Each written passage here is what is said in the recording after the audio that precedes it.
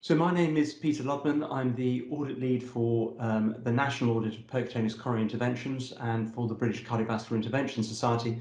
And I'm today going to present an audit of data for procedures performed from the 1st of April 2019 to the 31st of March 2020.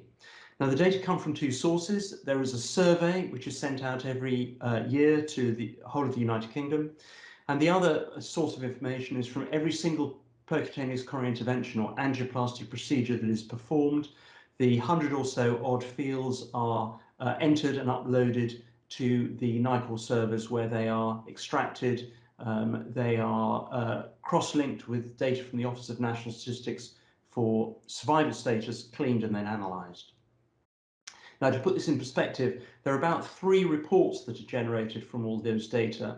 The first is the publicly reported outcomes, and you can see the website address at the top. And this is publicly reported outcomes of all the hospitals in the UK. There's an example here. You can see if you click on the map, which shows the West Midlands, it brings up the PCI hospitals in the West Midlands. If you then click on my hospital, the Queen Elizabeth Hospital, from that you can see both a hospital report on the top and a report for every single operator in that hospital. So that's the public information. That's currently slightly out of date and is about to be updated with current data in the next month or two. Now, the second report is a very large slide deck of analyses, which is really aimed more at the profession, but again, it's publicly available and the website is at the top of the slide. And from the contents slide that I show you here, you can see the sort of information made available. However, today I'm going to describe the NCAP report, and this is also downloadable, this time from the NICOR website. And the key focus of this aspect of the reporting is a focus on quality improvement.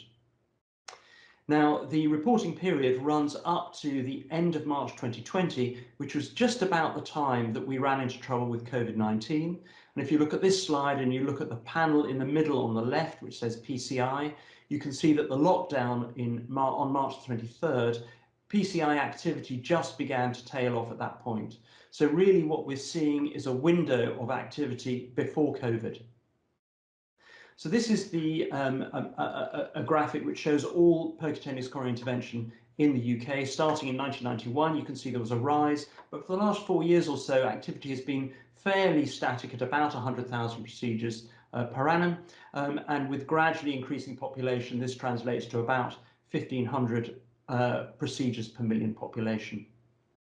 Now, in terms of the focus on quality improvement, we've looked at 6 areas, and I'm going to go briefly through those. There are more details in the actual report.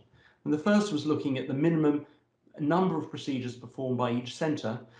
Now, of course, any complex procedure that involves interaction of quite a large number of different teams, there will be a number of procedures per annum below which you get a bit rusty and below which potentially you aren't offering the best treatment.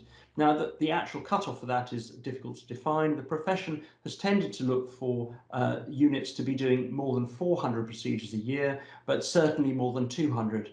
And in this graphic, you can see each vertical line is a centre, and you can see to the right-hand side, these are centres doing large numbers, 2,000, 3,000 procedures a year. And on the left-hand side, you see centres that are doing fewer, and in the box, fewer than 400. Now, you'll see that if you look at the green line, the number of NHS centres performing less than 400 procedures has fallen progressively as a percentage of all centres and was lowest ever last year, down at 15%. The next thing we look at is the emergency treatment of patients having a heart attack. Now, these are patients whose coronary artery has blocked, the muscle beyond that occlusion is dying, and the quicker we can reopen that artery by primary percutaneous coronary intervention, the better the survival of the patient and the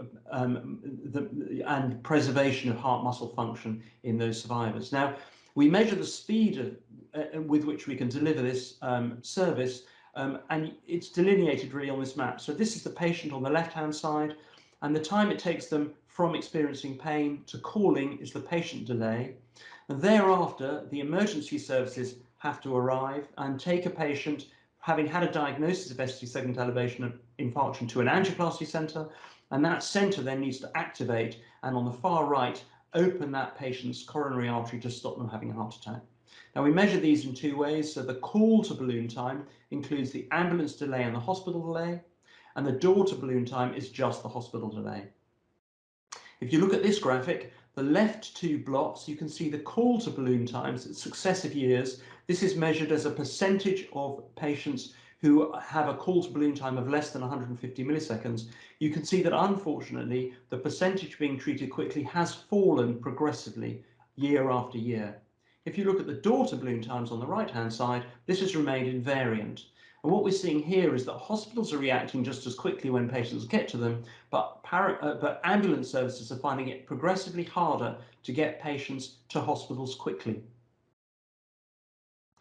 If you now focus just on door to balloon time, so this is just the hospital performance, and you tighten the parameters and say they need to respond within 60 minutes, not 90 minutes, then you can see to the right of the line, there are hospitals that are not managing to treat patients as quickly as those to the left of the line. The cutoff here, the red line, shows a cutoff of 75% of patients being treated within an hour of arrival. And so those on the left can teach something to those on the right to try and improve their activity. Let's move on to a slightly less acute form of heart attack. It is a form of heart attack, but here the artery isn't completely blocked and the patient doesn't need to be treated immediately. Indeed, guidelines are that they should be treated within 3 days of arriving in a hospital, a so-called non-ST segment myocardial infarction. Now, if we just focus on the right-hand block here, you can see that however the patient gets to hospital, whether it's directly to a PCI centre or via another hospital, unfortunately, again, there's been a progressive increase in the number of hours it takes for the patient to be treated, so that by last year, it was about 70 hours. This dot plot shows individual hospitals. So each dot is a hospital. The hospitals to the right-hand side are doing high volumes and to the left-hand side, low volumes. So this hospital treated just one patient and they managed to treat them within 3 days, so they get 100%, but it's only one patient. And the focus needs to be more on the patients being treated here. You can see only about half of patients were treated quicker than in 3 days. And if you take a cutoff of 75%, these are the only hospitals that managed to achieve that. If we look at it presented in this way, you can see that to the left of the line, these are hospitals doing well, and to the right of the line, hospitals who could learn from those to the left of the line to improve the speed with which patients can get through the system.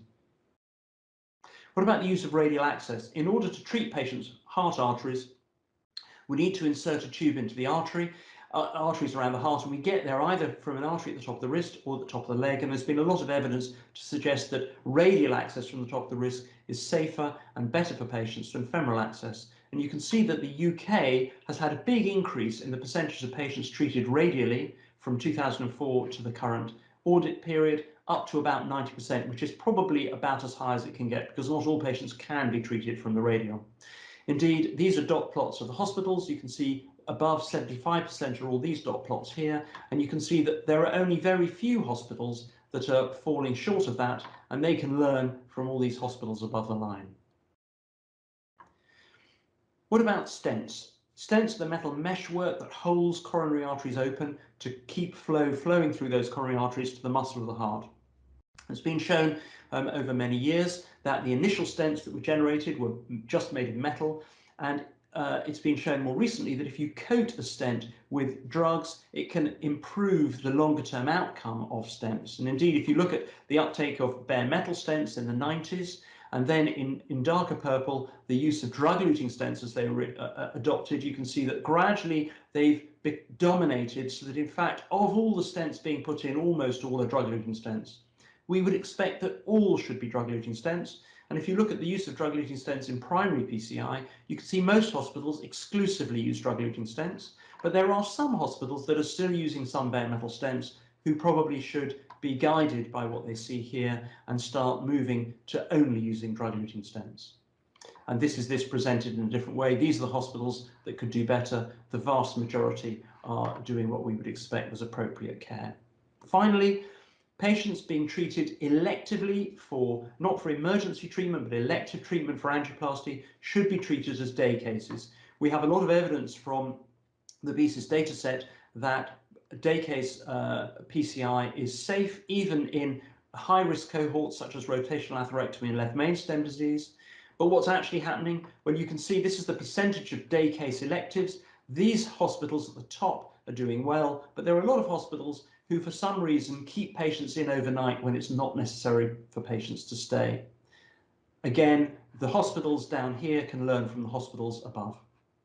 And so with that brief summary of the report, I'd very much like to acknowledge not only all UK centres for entering data and filling in the survey, but also for NICOR, the developers, the analysts and the project managers who've managed to put all this data together for me to present it for you today. Thank you.